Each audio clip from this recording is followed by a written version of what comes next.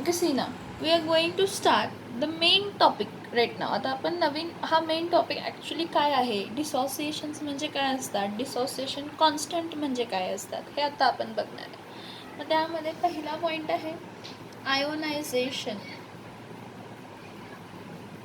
कशाचं ionization? Ionization of acids and bases. Ionization कोणाचं? Acids आणि बेसिस. तर मला माहीत आहे ॲसिड्स किती टाईपमध्ये आपण क्लासिफाय केलं आहे, 2 टाईपमध्ये, स्ट्रॉंग ॲसिड्स आणि वीक ॲसिड्स. तसंच बेस कशामध्ये क्लासिफाय केलं आहे? स्ट्रॉंग बेस आणि वीक बेस. आता जो काही स्ट्रॉंग ॲसिड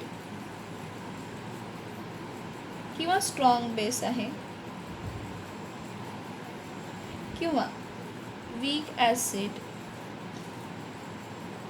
और वीक बेस आहे, हे एखादा ॲसिड स्ट्रॉंग आहे किंवा वीक आहे, एखादा बेस स्ट्रॉंग आहे किंवा वीक आहे, हे कशावर डिसाईड करतो? तर extent of dissociation. Extent of dissociation म्हणजे काय? तर स्ट्रॉंग ॲसिड आहे तर तो 100% नियरली डिसोशिएट झाला आहे का? स्ट्रॉंग बेस जर आहे तर तो 100% नियरली 100%, ॲटलीस्ट 99% तर डिसोशिएट झाला आहे का? वीक ॲसिड म्हणजे तो तेवढा कम्प्लिटली डिसोशिएट झालेला नाही आहे. वीक बेस म्हणजे तेवढा तो कम्प्लिटली डिसोशिएट झालेला नाही आहे. मग आता आपण काय म्हटलं, स्ट्रॉंग ॲसिड्स आपण कसं दाखवतो? स्ट्रॉंग ॲसिड्स आपण कसं दाखवतो? तर strong acids with the help of काय दाखवलेत? तर आपण ॲरोज दाखवलेत, सिंगल ॲरोज दाखवलेले आहेत. किंवा स्ट्रॉंग बेस पण आपण कसं दाखवतो? सिंगल ॲरोनं दाखवतो. एक्झाम्पल HCl आहे, देतो H+Cl-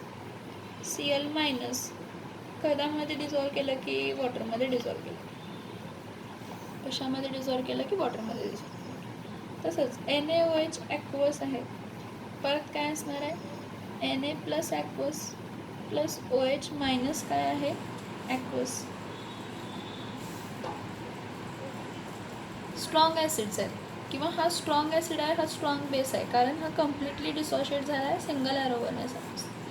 आणि कोणते ॲसिड स्ट्रॉंग आहेत? तर HCl स्ट्रॉंग आहे, H2SO4 स्ट्रॉंग आहे, HNO3 स्ट्रॉंग आहे, HI स्ट्रॉंग ॲसिड आहे, HBr स्ट्रॉंग ॲसिड आहे. म्हणजे काय? तर हे कम्प्लीट डिसोसिएशन देतात. म्हणजे H+ आणि I- किंवा 2H+ आणि SO4 2- असं कम्प्लीट डिसोसिएशन होतं आहे. तसंच स्ट्रॉंग बेसिस कोण असतील? तर NaOH आहे, KOH आहेत. हे सगळे कसे बेस आहेत? तर स्ट्रॉंग बेस. का स्ट्रॉंग बेस? तर ह्यांचं कम्प्लीट डिसोसिएशन. स्ट्रॉंग बेस काय आहेत? तर हे कसले डिसोसिएशन देतात? तर कम्प्लीट डिसोसिएशन देतात. तसं स्ट्रॉंग ॲसिड आणि स्ट्रॉंग बेस आहे. तसंच आपण काय बघणार आहे? वीक ॲसिड, जे कम्प्लिटली डिसोशिएट होत नाही. वीक ॲसिड्स और वीक बेसिस पार्शली डिसोशिएट्स.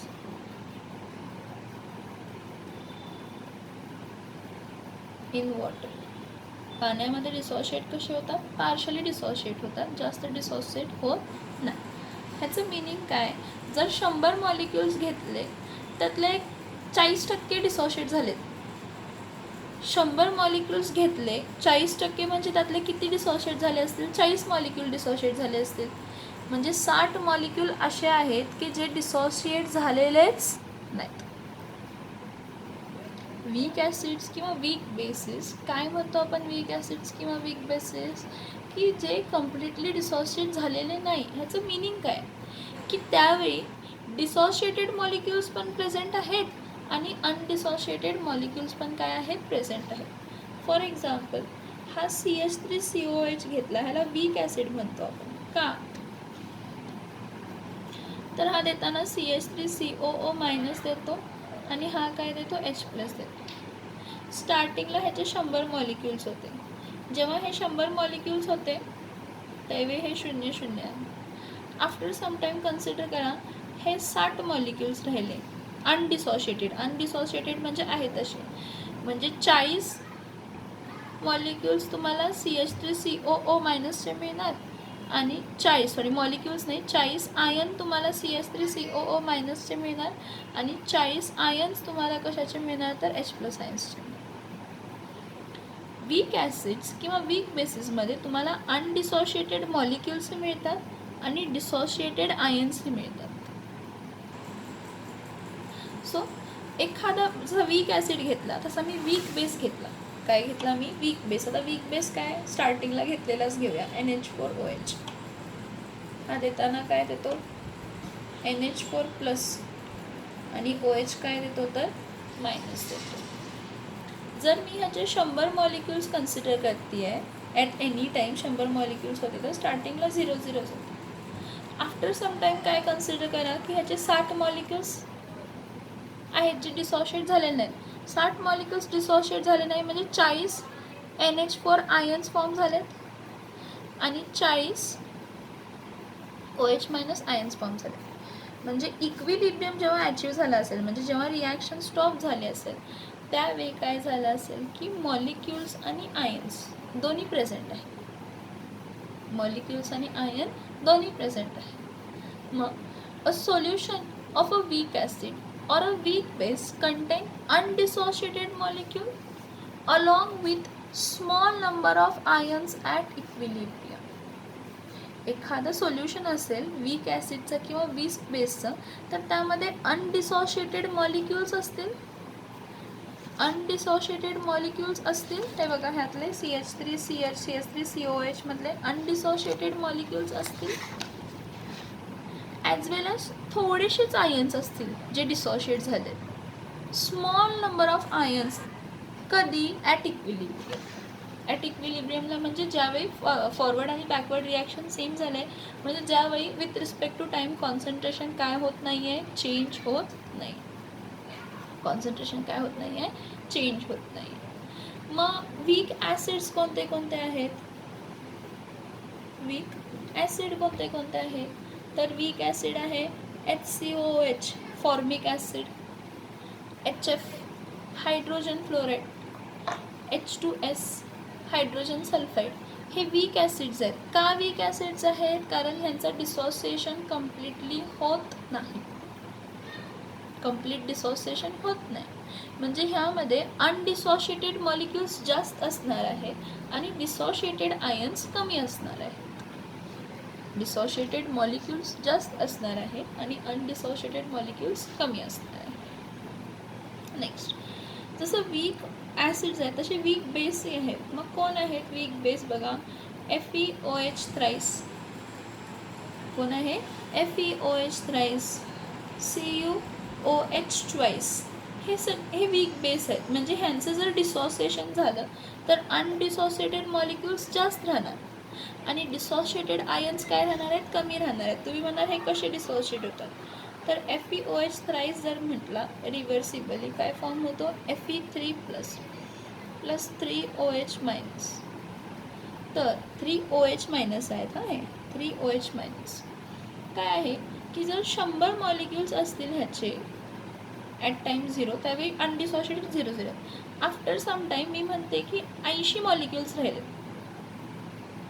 म्हणजे आता माझ्याकडे 20 Fe3+ आहेत आणि 20 × 3 करायला पाहिजे. 23 किती येणार आहे 20 × 3 काय असणार आहेत OH- असणार आहेत. का तर बघा अनडिसोशिएटेड मॉलिक्युल्स जास्त आहेत आणि डिसोशिएटेड मॉलिक्युल्स काय आहेत कमी आहेत म्हणजेच तो काय आहे तर वीक ॲसिड आहे. म्हणजेच तो काय आहे तर वीक ॲसिड. मग ह्यावरनं आपण डिसोसिएशन कॉन्स्टंट काढतो. डिसोसिएशन कॉन्स्टंटसाठी परत आपण काय वापरायचं डिसोसिएशन कॉन्स्टंटसाठी परत आपण लॉ ऑफ मास ॲक्शनच वापरायचा. मग इथं मी म्हणते dissociation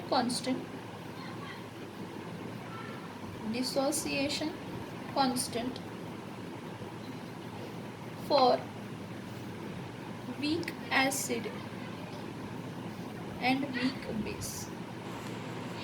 dissociation constant for weak acid and weak base. सगळ्यात पहिला बघते dissociation constant of weak acid घेऊया. Dissociation constant of weak acid आणि तो वीक ॲसिड मी काय घेते HA घेते. वीक ॲसिड मी काय घेते HA घेते. आता वीक ॲसिड HA म्हणजे काय असणार आहे, हा HA रिव्हर्सबिली देताना काय देतो, H+ आयन देतो प्लस A- आयन देतो. रिव्हर्सिबली का म्हटलं तर वीक ॲसिड आहे. वीक ॲसिड आहे म्हणजे त्याचं कंप्लीट डिसोसिएशन झालं असेल का, नाही, त्याचं कंप्लीट डिसोसिएशन झालेलं नाही. दुसरी गोष्ट, हा कशामध्ये डिझॉल्व्ह झाला आहे, पाण्यामध्ये डिझॉल्व्ह झाल्यावरच झालं आहे, म्हणून लिहिणं गरजेचं आहे. HA aqueous gives H+ aqueous plus A- aqueous. मग ह्याचं डिसोसिएशन कॉन्स्टंट, ज्याला आपण इक्विलिब्रियम कॉन्स्टंट म्हणतो फॉर ॲसिड डिसोसिएशन, काय असतं, so equilibrium constant for weak acid काय असते, आता डिसोसिएशन कॉन्स्टंटचा K घेणार, ठीक आहे, ॲसिडचा A घेणार, काय असते काय, प्रोडक्ट कॉन्सन्ट्रेशन. प्रोडक्टमध्ये कोण आहे, H+ आणि A-,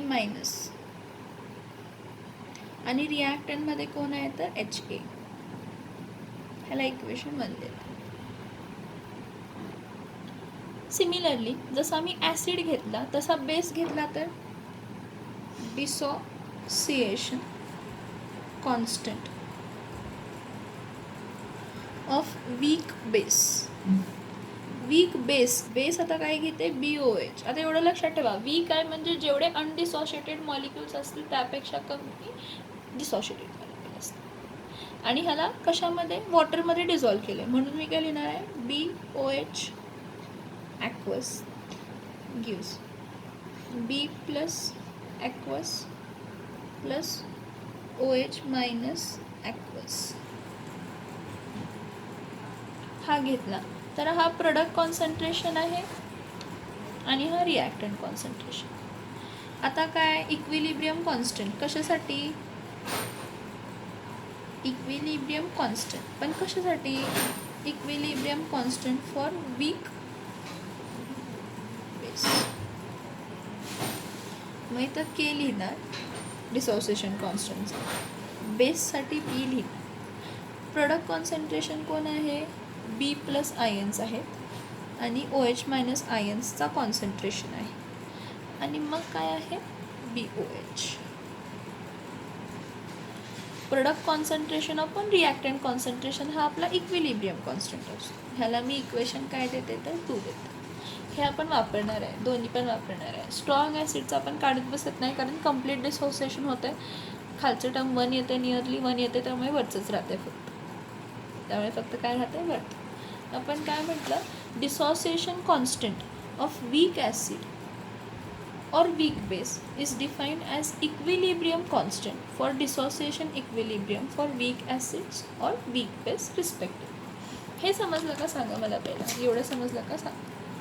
dissociation constant for weak acid, weak base. Dissociation constant for weak acid HA, ह्याला वॉटरमध्ये डिझॉल्व्ह केलं, HA aqueous gives what, H+ aqueous, A- aqueous, reversible sign weak आहे म्हणून.